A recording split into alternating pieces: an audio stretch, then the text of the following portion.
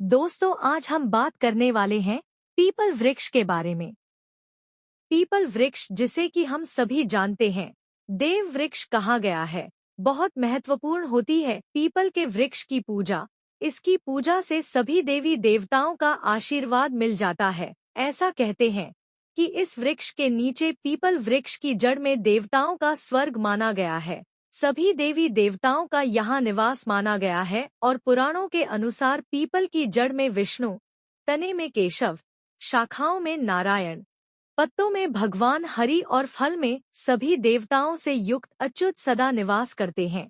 People की पूजा से सुख समृद्धि, धन वैभव सभी चीजों की प्राप्ति की जा सकती है। मन में जो भी मनोकामना हो, अगर पीपल के वृक्ष की पूजा उस मनोकामना को मन में धारण करते हुए की जाए तो वह मनोकामना पूर्ण हो जाती है। कई ऐसे प्रश्न मन में उठते हैं, जैसे कि पीपल में जल देते समय सूर्योदय से पहले देना चाहिए या सूर्योदय के बाद देना चाहिए।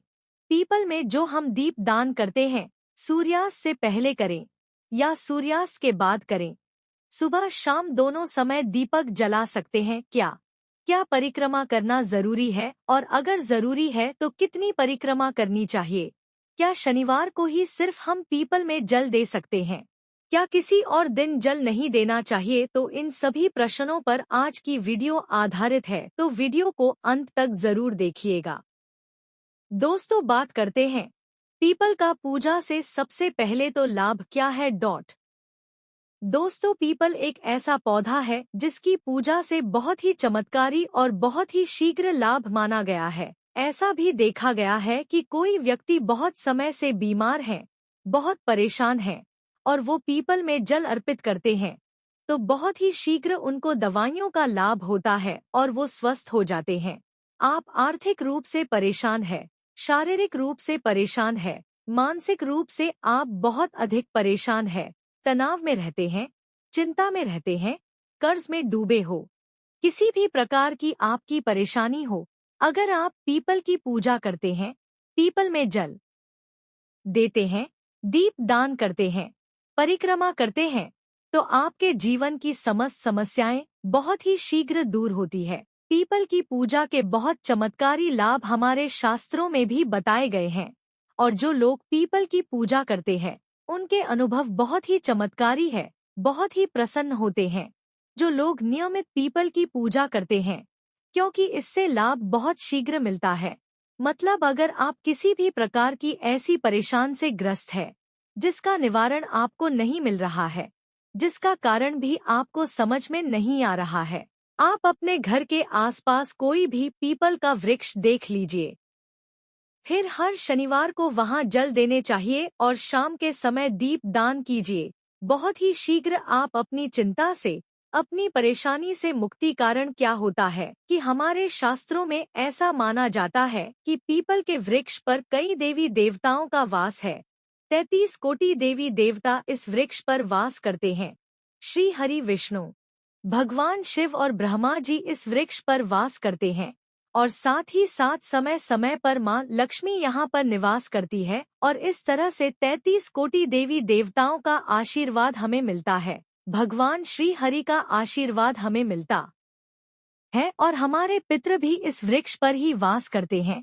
पीपल के वृक्ष में पितरों का वास माना गया है, तो जब हमें इन सब का आशीर्वाद मिलता है, हम जब पूजा करते हैं, जल देते हैं और वहाँ प्रार्थना करते हैं, उनकी कृपा मांगते हैं, तो बहुत ही शीघ्र हमारे मन की हर कामना पूर्ण हो जाती है, और किसी भी परेशानी से हम ग्रस्त हो, वो हमारी परेशानी बहुत ही शीघ्र दूर हो जाती है।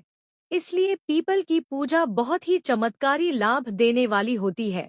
तो अगर आप किसी भी वजह से परेशान है तो एक बार पीपल की पूजा करके देखिए, बहुत ही शीघ्र आपको लाभ होगा। कितने शनिवार आपको पीपल की पूजा करने से लाभ होगा? देखिए, वैसे कम से कम 7 शनिवार पीपल की पूजा करनी चाहिए, लेकिन आप अगर लगातार 11 या 21 शनिवार करते हैं या इससे अधिक करें, जैसे अगर आप शुरू कर रहे हैं, आप 7.5 में है या फिर आपके ऊपर ढैया चल रही है, तो आपको निरंतर ही हर शनिवार को पीपल में जल देना चाहिए। जब तक ढैया है कम से कम आप तब तक दीजिए, क्योंकि जो ढैया या साढ़े साती की परेशानी होती है यह बहुत ज्यादा परेशान करने वाली होती है, मानसिक रूप से और आर्थिक रूप से भी। तो अगर आप पीपल में जल देते रहेंगे तो आप इन परेशानियों से मतलब शनि जनित जो परेशानियां हैं उसे आप बहुत अधिक राहत पा जाएंगे। तो कीजिए, आप कम से कम 7 शनिवार तो जरूर करना चाहिए। बात करते हैं इस प्रश्न के ऊपर कि पीपल में जल क्या सिर्फ शनिवार को ही दे सकते हैं? देखिए, वैसे तो रविवार को छोड़कर आप किसी भी दिन पीपल में जल दें, यह अच्छा ही होगा, शुभ ही होगा। लेकिन सिर्फ अगर आप शनिवार को ही जल देते हैं तो इससे भी आपकी समस्त प्रकार की परेशानियां दूर हो जाती है। शनिवार एक विशेष दिन है और स्वयं शनिदेव कहते हैं कि जो भी व्यक्ति शनिवार के दिन पीपल में जल अर्पित करेगा उसको किसी भी प्रकार की अगर शनि से संबंधित परेशानी है उन सभी परेशानियों से मैं मुक्त कर दूंगा। और शनि से संबंधित अगर कोई भी परेशानी आपको है तो जो भी शनिदेव की पीड़ा से जूझ रहे हैं उन्हें पता है अगर शनिदेव आपके ऊपर किसी भी प्रकार से प्रभाव डालते हैं तो आपके जीवन में आर्थिक, शारीरिक, मानसिक तमाम तरह की परेशानियां मतलब सभी परेशानियां आपके जीवन में होती है।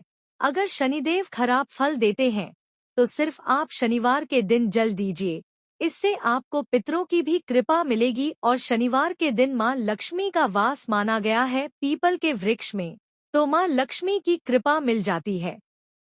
श्री हरि विष्णु सहित मां लक्ष्मी का अगर आप वास चाहते हैं, स्थिर लक्ष्मी का वास चाहते हैं, तो पीपल की पूजा आपको शनिवार के दिन विशेष रूप से करनी चाहिए। वैसे आप चाहे तो सोमवार के दिन भी जल दे सकते हैं, मंगलवार के दिन भी जल देना लाभदायक होता है।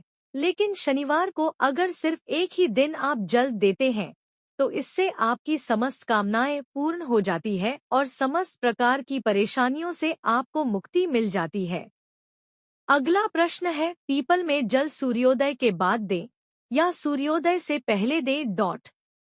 तो देखिए, ऐसा कहा गया है कि पीपल में जल सूर्योदय से पहले देना चाहिए, मतलब सूर्य के निकलने से पहले हमें पीपल में जल देना चाहिए। कई लोग कहते हैं कि प्रातः जल देना चाहिए।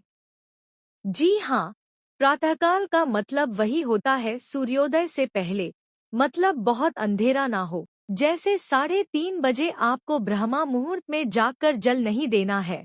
सुबह सूरज निकलने से पहले आप पीपल के वृक्ष में जल दें तो बहुत ही शुभ फल की आपको प्राप्ति होगी।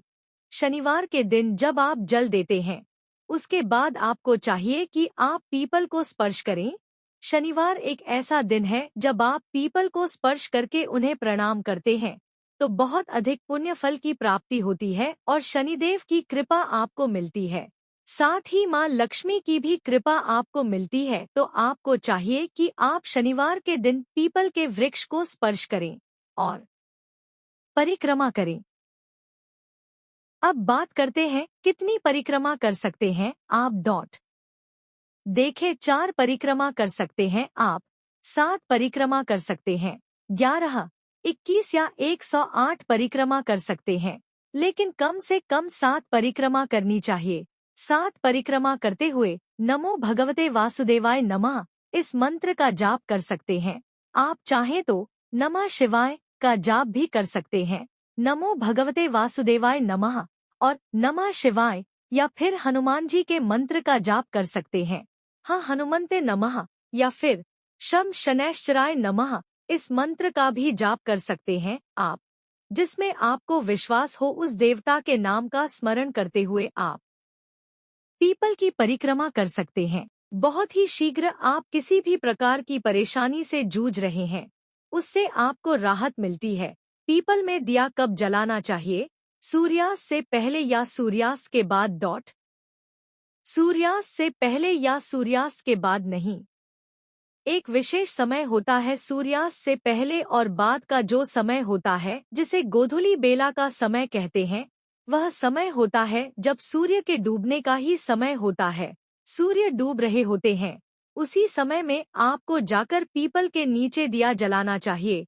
मतलब गोधूली बेला का समय न तो रात्रि का समय होता है और न ही दिन का समय होता है।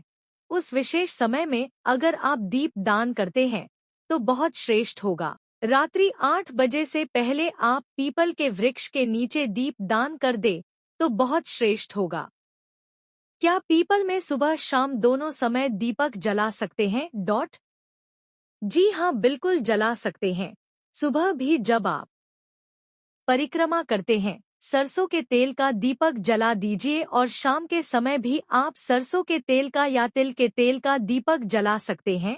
मतलब सरसों का तेल पीपल के वृक्ष में शनिवार के दिन जलाने से शनि जनित जो भी परेशानी है वो दूर हो जाती है। तो आप सरसों के तेल का ही दीपक जलाएं। सुबह शाम दोनों समय जला सकते हैं, कोई परेशानी नहीं है। लेकिन शाम के समय दीपक जरूर जलाना चाहिए, इस बात का आप ध्यान रखें। अगला प्रश्न है, क्या परिक्रमा करनी जरूरी है और अगर करें तो कितनी करें? तो परिक्रमा करनी बहुत जरूरी है। परिक्रमा करने से हमारे दुख, दर्द, तकलीफें दूर होती है। पीपल के वृक्ष की जब हम परिक्रमा करते हैं तो हम हर परेशानी से मुक्त हो जाते हैं, हर तरह की समस्या से मुक्त हो जाते हैं। आप जिस भी प्रकार की परेशानी से ग्रस्त है, आप उस परेशानी को अपने मन में स्मरण करते हुए पीपल के वृक्ष की परिक्रमा कीजिए। 7 परिक्रमा कीजिए, 11 परिक्रमा कर सकते हैं, चाहे तो 21 परिक्रमा कर सकते हैं। समय हो तो 108 परिक्रमा करें। बहुत ही शीघ्र आपको अपनी परेशानियों से मुक्ति मिलती है और इस समय अगर आप भगवान श्री हरि विष्णु के मंत्र का जाप करते हैं तो बहुत श्रेष्ठ लाभ होता है। और अगर आप साढ़े साती से जूझ रहे हैं, साढ़े साती या ढैया से या शनि आपके किसी भी प्रकार से गोचर में है और आपको शुभ फल नहीं दे रहे हैं, परेशान कर रहे हैं, तो आपको चाहिए कि आप शनि के मंत्र का जाप करें। शं शनैश्चराय नमः इस मंत्र का जाप करें। परिक्रमा करते समय अगर आपके पास समय हो तो थोड़ा बैठ जाइए, पीपल की छांव में ही बैठकर मंत्र का जाप करें। चाहे आप हनुमान चालीसा का पाठ कर लें या फिर शनिदेव के मंत्र का जाप कर लें। हनुमान जी के मंत्र का जाप करने या भगवान श्री हरि विष्णु के मंत्र नमो भगवते वासुदेवाय नमः इस मंत्र का जाप करें या फिर नमः शिवाय का जाप करें।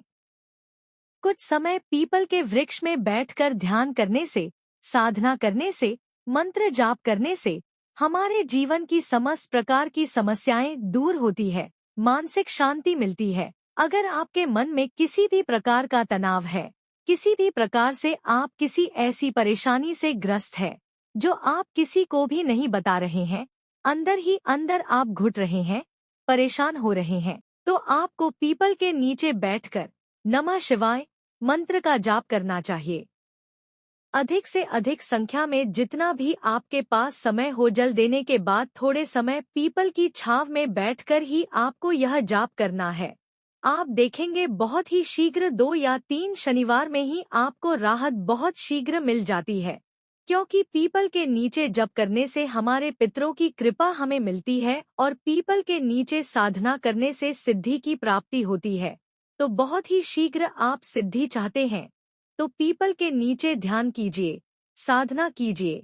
भगवद गीता का पाठ अगर पीपल के नीचे किया जाए तो जन्मों जन्मों के पाप नष्ट हो जाते हैं। हनुमान चालीसा का पाठ करते हैं तो कर्ज से मुक्ति मिलती है।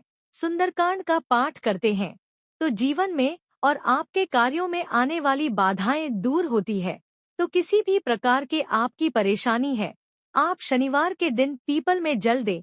उम्मीद करते हैं आज की वीडियो में हमारे मन में पीपल के वृक्ष के बारे जो भी प्रश्न उठते हैं उन सभी प्रश्नों के जवाब हमने दे दिए हैं। तो इस वीडियो से आपको लाभ अवश्य होगा। आज के लिए बस इतना ही। अगर जानकारी अच्छी लगी होगी तो वीडियो को एक लाइक करें और ऐसी ही और जानकारियां जानने के लिए आपके अपने चैनल रानी वॉइस को सब्सक्राइब भी कर लें। राधे राधे। जय श्री कृष्ण, जय श्री राधे कृष्ण।